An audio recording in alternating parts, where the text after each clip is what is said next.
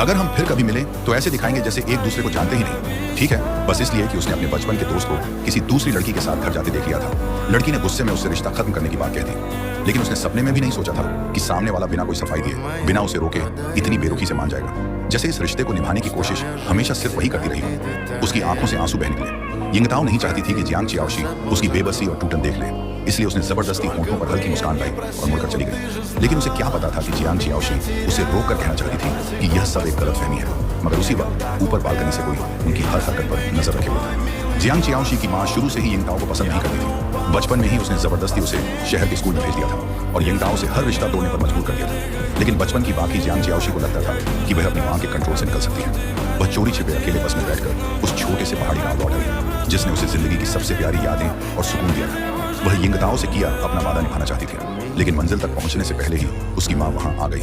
वह पूरी ताकत से आगे भागी। पकड़े जाने के बाद भी उसने विरोध किया, लेकिन बदले में उसे समझ या प्यार नहीं मिला, बल्कि खुली धमकी मिली। यह धमकी सीधे उसकी सबसे बड़ी कमजोरी पर लगी, क्योंकि वह जानती थी कि उसकी मां सच में ऐसा कर सकती है, लेकिन वह नहीं चाहती थी कि उसकी वजह से उस लड़की की जिंदगी बर्बाद हो जाए जिसने उसकी अंधेरी दुनिया में रोशनी भर दी थी।